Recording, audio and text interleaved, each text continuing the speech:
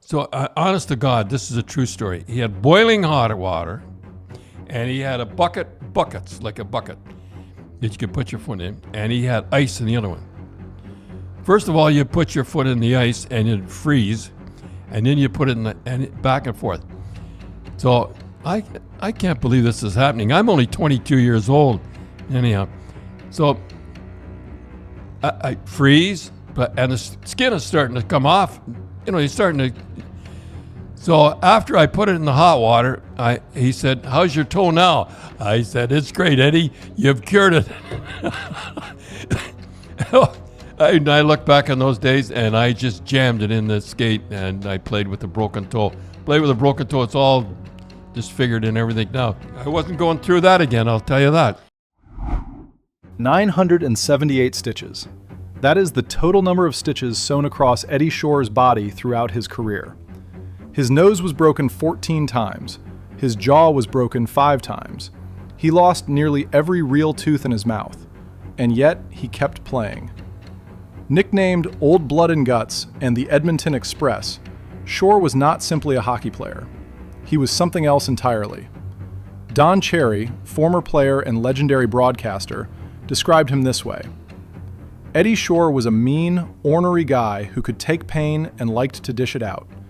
He believed all illness started in the neck. He would grab your head and start twisting it one way or the other. One player once asked him, "Eddie, has a head ever come off in your hands?" This was the man the NHL feared most. Eddie Shore was born on November 25, 1902, in the province of Saskatchewan, Canada. He grew up breaking wild horses and herding cattle in temperatures as low as negative 60 degrees Celsius. That childhood built a body and a will that most men could never match. In 1926, during a practice session with the Boston Bruins, Shore collided violently with teammate Billy Coutu. The impact was so severe that Shore's ear was nearly torn completely from his head, hanging on by nothing more than a small flap of skin.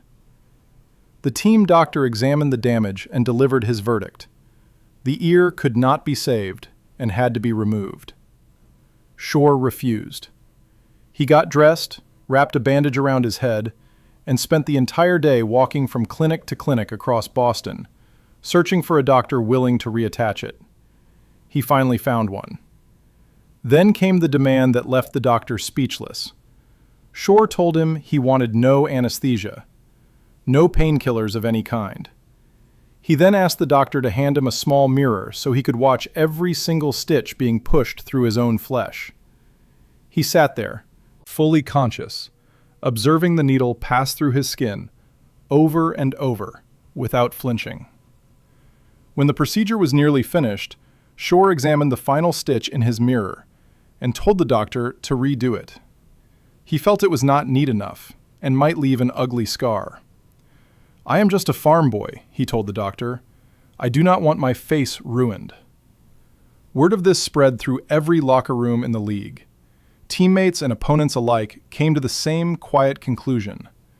They were sharing the ice with a man who simply had no concept of pain. On December 12, 1933, at Boston Garden, the Bruins were hosting the Toronto Maple Leafs. It was an ordinary night until it was not. Early in the game, Toronto defenseman King Clancy hit Shore hard from behind. The referees saw nothing. No penalty was called. Shore got up slowly, dazed and furious. What happened next would change the NHL forever. Still disoriented, Shore skated hard across the ice looking to retaliate. But he targeted the wrong man. Instead of Clancy, he drove full speed into Irvine Ace Bailey, one of Toronto's finest players, hitting him from behind with tremendous force. Bailey was thrown into the air like a rag doll and came crashing down head-first onto the ice.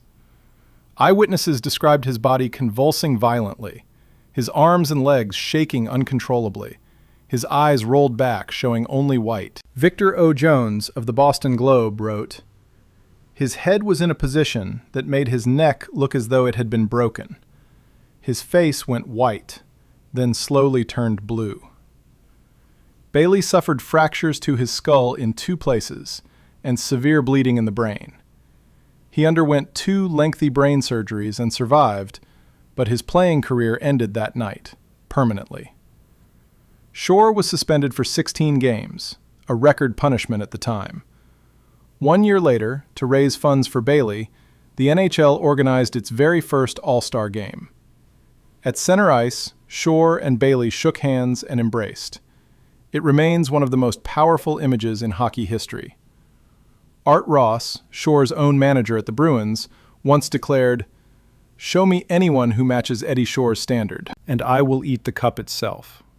Even the darkest chapter of Shore's career could not erase what he was. On January 2nd, 1929, Eddie Shore missed the team train to Montreal, where the Bruins were scheduled to face the Maroons. Missing the trip meant a $200 fine and the fury of manager Art Ross. More importantly to Shore, it meant not playing. That was simply not acceptable. He hired a taxi and offered the driver $100 to cover 350 miles through a raging blizzard. What followed was a journey that defied reason. The windshield wipers froze solid, leaving zero visibility. Shore removed the upper section of the windshield entirely and drove with snow and ice blasting directly into his face. The tire chains snapped twice. When the driver became too exhausted and frightened to continue, Shore took the wheel himself and drove through the night across the mountain passes of New Hampshire. The car slid into a ditch 4 times. On the final occasion, deep in rural Quebec, Shore walked miles through the snow to find a farmhouse, where he paid $8 to hire a pair of horses to pull the car free. He walked into the Windsor Hotel in Montreal at 5:30 in the afternoon. His face was frostbitten and raw. His eyes were bloodshot from no sleep. His fingers were locked into claws from gripping the wheel for hours. Art Ross refused to let him play. Shore argued until Ross gave in.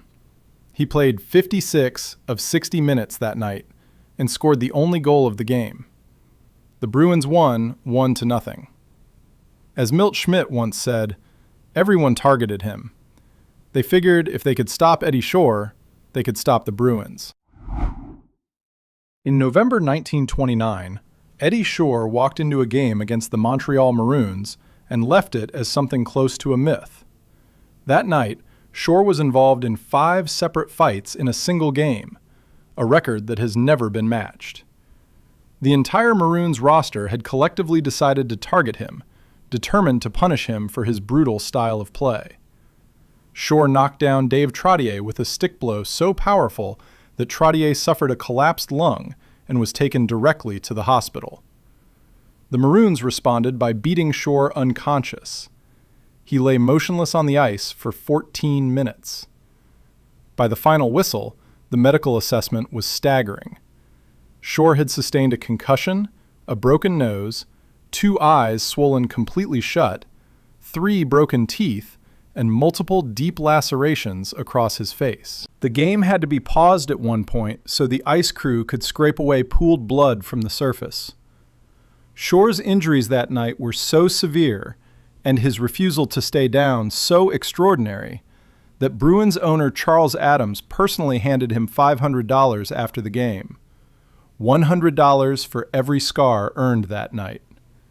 It was not sympathy. It was respect.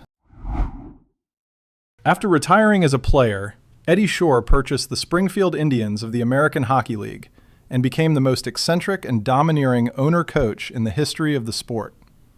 He believed goaltenders should never drop to their knees. To enforce this, he tied a rope around a goaltender's neck and connected the other end to the crossbar. If the goaltender dropped too low, the rope tightened. He reportedly did this to legendary goaltender Gump Worsley. Players who were not in the active lineup were called his Black Aces. He made them perform maintenance work around the arena. Don Cherry recalled being ordered to climb dangerous heights to change light bulbs or inflate thousands of balloons for Ice Capades performances. In 1967, Shore's methods pushed his players so far that they staged the first labor strike in professional hockey history, refusing to take the ice after he suspended 3 players without justification. Maurice Podoloff, president of the American Hockey League, once observed simply, "Eddie Shore does not walk, he stalks." Shore paved the way for attacking defensemen like Bobby Orr and Paul Coffey, proving that a single player could drag an entire sport into a new era. He was not just a hockey player. He was proof that the line between legend and something far darker can sometimes be nothing more than one hit on the ice.